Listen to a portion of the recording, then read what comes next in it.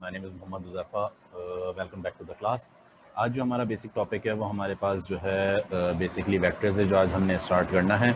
इससे पहले जो हमने बेसिकली डिस्कस किया था वो हमारे पास जो है ट्रांसफॉर्मेशन था, जिसके अंदर हमने ट्रांसफॉर्मेशन के चारों टॉपिक्स को डिस्कस किया था। उसके अंदर हमने ट्रांसलेशन, रोटेशन, रिफ्लेक्शन और इनलार्जमेंट को डिस्कस किया था, उनकी तमाम कंडीशंस को देखा था और उनकी प्रॉब्लम सॉल्विंग की थी। ठीक है, सो आज जो हमारा टॉपिक है वो हमारा वेक्टर्स है, क्योंकि कुछ इश्यूज जो है स्टूडेंट्स को आ रहे थे वेक्टर्स के हवाले से। तो आज वेक्टर्स को स्टार्ट करते हैं और वेक्टर्स को देखते हैं बेसिक से कि हमारे पास जो है since from the starting what is basically a vector, उसके बाद पोजीशन वेक्टर क्या होता है, नल वेक्टर क्या होता है, इसी तरीके से फिर आगे जाके देखेंगे ऑपरेशंस किस तरीके से वेक्टर्स के ऊपर स्टार्ट होते हैं, जैसे एडिशन है, सब्ट्रैक्शन है, ये किस तरीके से वेक्टर्स के अंदर सॉल्व किया जाता है और इसके ऊपर ऑपरेशंस किस तरीके से अप्लाई किए जाते हैं। ठीक है, सो मूविंग ऑन।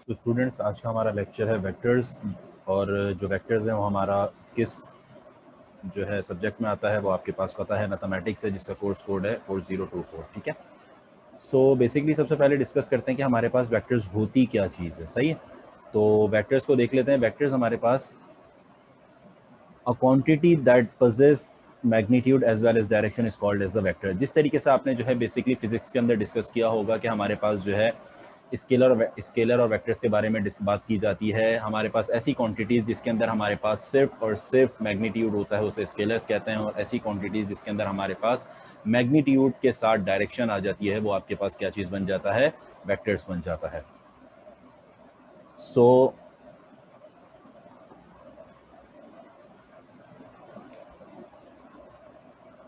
अब हमारे पास जो है, ये तो आपको समझ आ गई बात कि हमारे पास वेक्टर्स क्या चीज़ होती है जिसके अंदर मैग्नीट्यूड और डायरेक्शन दोनों हमारे पास आता है। ठीक है, तो वेक्टर हमारे पास जो है, वेक्टर किसी भी डायरेक्शन के अंदर अंदर हो सकता है, लाइक ए बी, जिस तरीके से आपके सामने जो है स्क्रीन पे शो हो रहा है।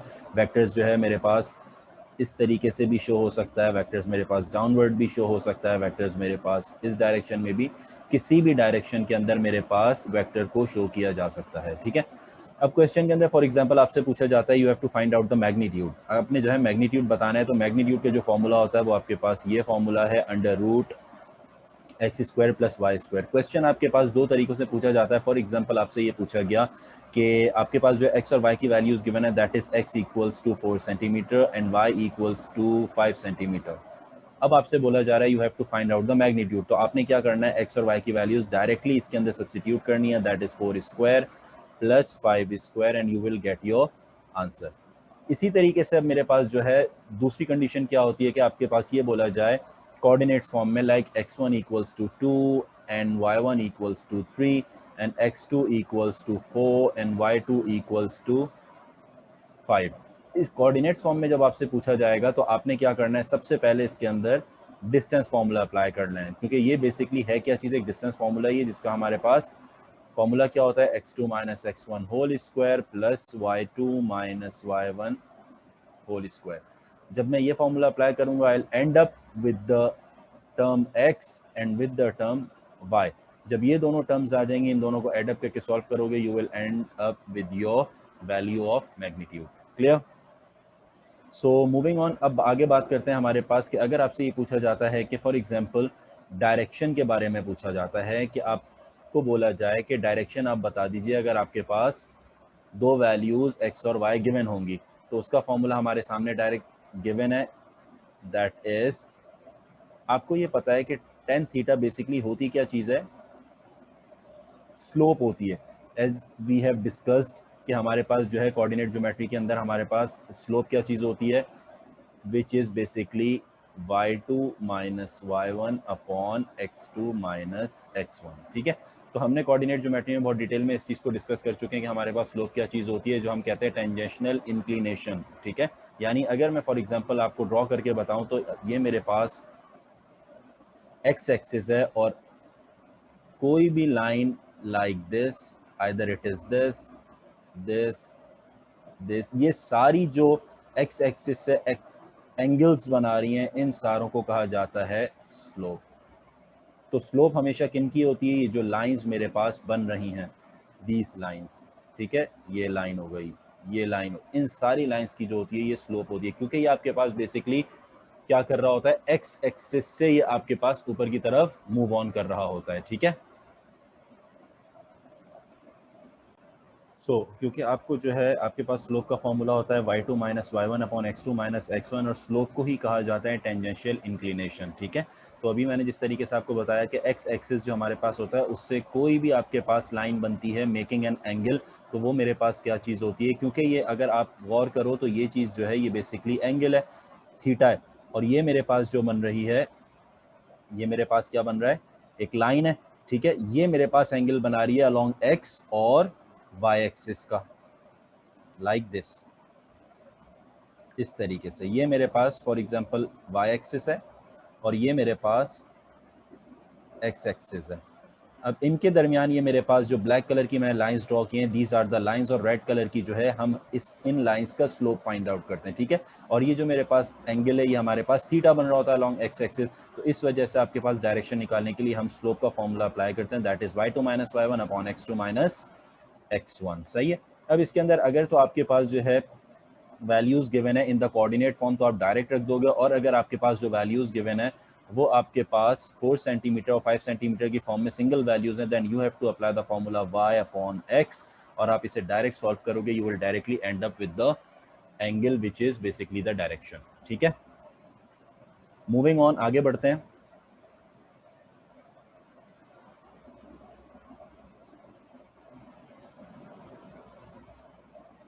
अब जो आपके सामने है वो आपके सामने आ गया एक क्वेश्चन, ठीक है। अब क्वेश्चन किस तरीके से सॉल्व होगा अभी देख लेते हैं। क्वेश्चन नंबर 1 आपके पास कहता है, this is your question number 1, ये क्वेश्चन नंबर 1 है, find the possible values of y, possible values किसकी फाइंड आउट करनी है? y की, दिस इज योर y की पॉसिबल वैल्यूज फाइंड आउट करनी है when the horizontal line is 6 centimetre, horizontal line किसे कहते हैं हम? x को, x आपके पास मौजूद है 6 centimetre and the magnitude of the vector is 10 centimetre. Magnitude के बारे में बात की जा रही है तो हम यहाँ पे फॉर्मूला सबसे पहले लिखते हैं, दैट इज मैग्नीट्यूड, और फॉर एग्जांपल इसे नाम दे देते हैं ए बी का, A B equals x square plus y square, this is the formula. अब इसके अंदर वैल्यूज उठा के सब्सटीट्यूट कर देते हैं। ए बी की वैल्यू हमें दैट इज मैग्नीट्यूड की वैल्यू पता है which is 10 equals under root value of horizontal line which is 6, that mean 6 square is 36 plus y square. अब मुझे अगर अंडर रूट खत्म करना है, I have to take square on both sides, ये कैंसिल हो गया, 10 into 10 is 100, so I'll do it over here, 100 equals 36 plus y square। अब इसको अगर मैं उधर भेज देता हूँ फॉर एग्जाम्पल, तो it will become 100 minus 36 which will give me 64 equals y square, और y की वैल्यू क्या हो गई? 8। क्लियर? आई होप समझ आ गया होगा आप लोगों को। कोई क्वेरी है, कोई क्वेश्चन आप डिस्कस कर लो। बहुत इजी क्वेश्चन था, बहुत सिंपल क्वेश्चन था, बेसिक क्वेश्चन था, ठीक है। So moving on to question number 2। Question number 2 क्या कहता है? Find the magnitude of the vectors P Q. Vector मेरे पास है P Q whose initial point is 1,1 and the end point is 5,3। अब इसे मैंने सॉल्व करना है, तो ये किस तरीके से सॉल्व होगा? वही आपने जो है फॉर्मूला लगाना है मैग्नीट्यूड का, but the formula is of a distance. Distance formula आप लगाओगे तो हमारे पास क्या हो जाएगा यहाँ पे? x2 minus x1 and y2 minus y1. I am directly giving them the values, that is x1 y1 and x2 y2। तो आप फॉर्मूले में अप्लाई करते हैं। फॉर्मूला क्या होता है? x2 minus x1, that means 5 minus 1 whole square plus y2 minus y1, that is 3 minus 1 whole square। अब इसे सॉल्व करेंगे, so we will end up with 5 minus 1 is 4, 4 का स्क्वायर हो गया 16 plus 3 minus 1 is 2 and 2 square is 4, so my answer is under root 20 centimeter, which is basically the magnitude of PQ. This is your question number 2। Clear, समझ आ गया question? ठीक है जी, moving on to the third one. अब एक question मैं करूंगा, next you will do it by yourself. अच्छा, क्वेश्चन में क्या कह रहा है? Find the magnitude and the direction of the vectors on the horizontal line. ठीक है, सो आपने क्या करना है, this question is your task,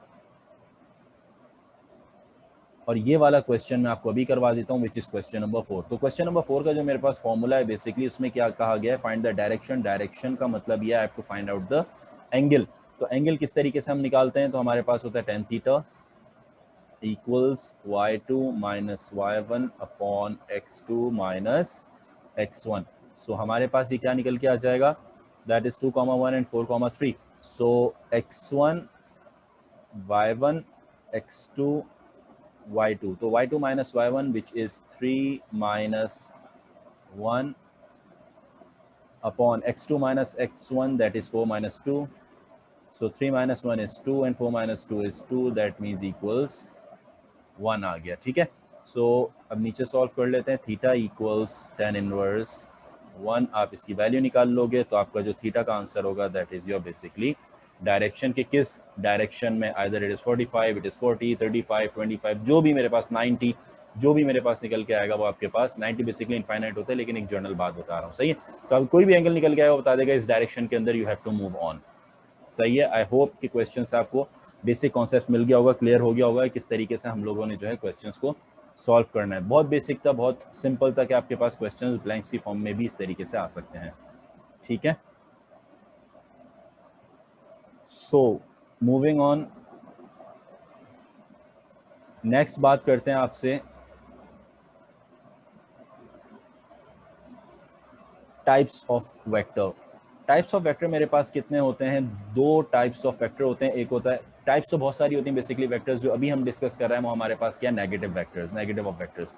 negative vectors हमारे पास क्या होता है, अगर तो दो मेरे पास वेक्टर्स ऐसे हैं like this and this, means कि इनका जो मैग्नीट्यूड है they are same in magnitude but opposite in direction.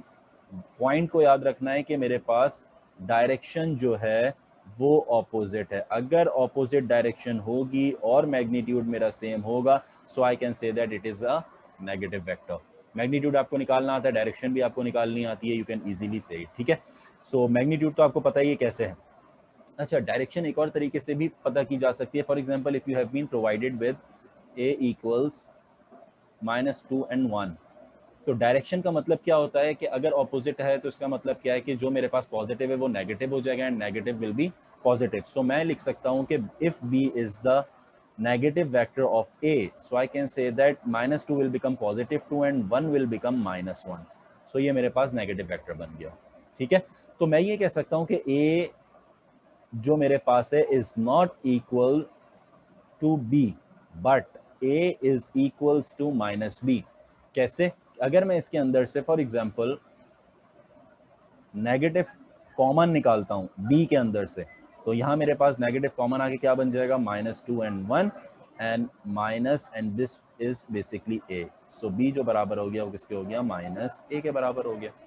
Clear, I hope समझ आ गई ये बात आप लोगों को। ठीक है, सो यही आपके पास जो है नेगेटिव वेक्टर्स होते हैं जिसके अंदर मेरे पास डायरेक्शन सेम होती है बट डायरेक्शन ऑपोजिट होती है, बट मेरे पास मैग्नीट्यूड सेम होते हैं। सही है, अब मैग्नीट्यूड अगर मैं -2 और 1 का निकालूं और 2 और -1 का निकालूं, बोथ कंडीशंस में मेरा जो मैग्नीट्यूड आएगा वो क्या आ जाएगा, 5 आ जाएगा, दैट इज √5 दोनों कंडीशंस में आ जाएगा। सही है, सो मूविंग ऑन,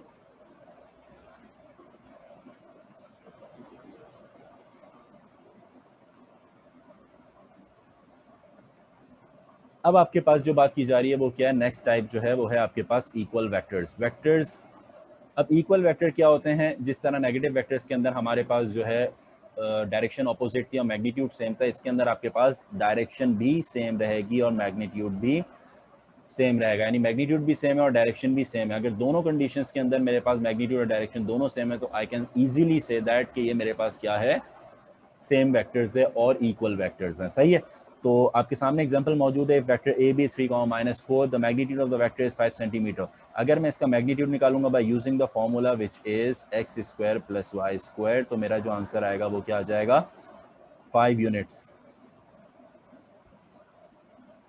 ठीक है, इसका भी आंसर यही आएगा, और ये जो मेरे पास टर्म है इसका आंसर भी मेरे पास 5 यूनिट्स आ रहा है by applying the same formula. और आप अगर देखो तो डायरेक्शन के अंदर यहाँ भी +3, इधर भी +3, इधर -4 एंड इधर -4, दैट मीन्स के इनकी डायरेक्शंस जो हैं वो भी मेरे पास सेम है, इक्वल है। जब डायरेक्शन मेरे पास इक्वल होगी, so I can say that my vectors are equal. Clear?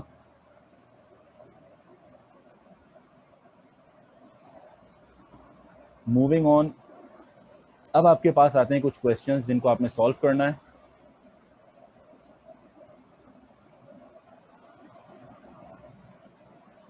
So guys, कुछ क्वेश्चंस मैं आपके सामने रखता हूँ सॉल्व करके, and rest of the questions you have to do it by yourself.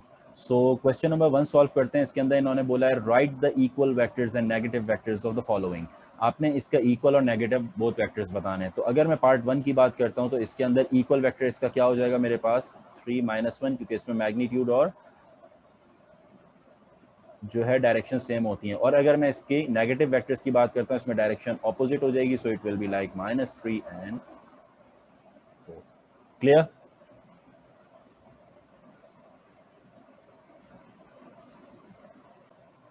So moving on, आगे बढ़ते हैं अब। तो हमारे पास जो है नेक्स्ट क्वेश्चन जो करते हैं, for example this is the question that is part 4, इसको सॉल्व करते हैं। इसके अंदर आपके पास क्या बोल रहा है, इसके अंदर आपसे ये कह रहा है कि -2 एंड -3 आपने इसका इक्वल और नेगेटिव दोनों वेक्टर्स फाइंड आउट करने हैं। ठीक है, तो इसका अगर मैं इक्वल वेक्टर लिखता हूँ तो हमारे पास डायरेक्शन भी सेम है, मैग्नीट्यूड भी सेम है, तो -2 एंड -3, बट नेगेटिव वेक्टर्स क्या हो जाएंगे, साइंस चेंज हो जाएंगे, so it will be 2 and 3। ठीक है, लास्ट क्वेश्चन को देख लेते हैं, दैट इज 6। इस क्वेश्चन के अंदर जो है -5 and -6 are the equal vectors and negative vectors are 5 and 6। I hope कि आपको क्लियर हो गया होगा, पॉइंट समझ आ गया होगा किस तरीके से इसकी वैल्यूज फाइंड आउट की हैं। ठीक है, so moving on to the next slide.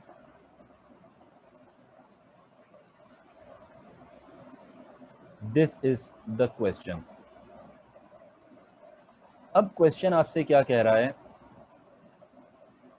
ABCD is a parallelogram. It is given that the value of AB is 70 and the value of BC is -34. Find the value of AB. आपने AB का magnitude find out करना है। सो इसका magnitude का formula क्या हो जाएगा मेरे पास, equals under root x² plus y². The value of x is 7 plus 0, 49 plus 0, and I'll end up with 7 units. That is the magnitude of AB. Clear? अब उसने जो है आपसे क्या बोला है, नेक्स्ट आपसे कहा गया है express each of the following as a column vector. अब आपने जो है कॉलम वेक्टर की फॉर्म में डीसी को फाइंड आउट करना है। Part 1 is DC. अगर मैं देखता हूं दोनों की डायरेक्शंस, तो ए बी की डायरेक्शन मेरे पास इस तरीके से है एंड डीसी की भी डायरेक्शन इस तरीके से। So I can say that A B part B, A B is equal to D C. Directions भी सेम है मेरे पास। ठीक है, तो जो मेरे पास ए बी की वैल्यू होगी वही डी सी की होगी। So I can write it like this कि D C equals A B and the value of A B is 7, 0। समझ आ गई, क्लियर हो गई बात? This is your part 1 and part 2 saying you have to find out the value of DA. DA मैंने find out करना है। ठीक है, तो अगर मैं देखता हूं DA, तो DA की डायरेक्शन का मतलब यह है I am moving from D to A, so the direction is like this। ये है मेरे पास, और BC की जो डायरेक्शन है वो मेरे पास क्या है, ये डायरेक्शन है। ठीक है, तो दोनों मेरे पास जो वेक्टर्स हैं they are opposite in direction, यानी नेगेटिव ऑफ वेक्टर्स है मेरे पास। So I can say that BC DA equals to minus BC.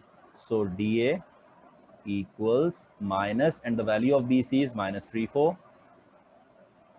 So my answer is 3 and -4, which is basically DA.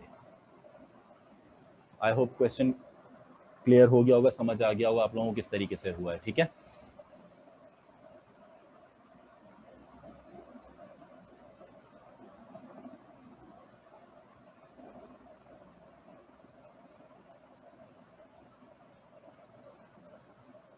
सो अब हमारे पास जो नेक्स्ट टाइप है वो बेसिकली क्या चीज़ है, पैरेलल वेक्टर्स। पैरेलल वेक्टर्स क्या चीज़ होती है, अगर मैं दो वेक्टर्स लेता हूं, फॉर एग्जांपल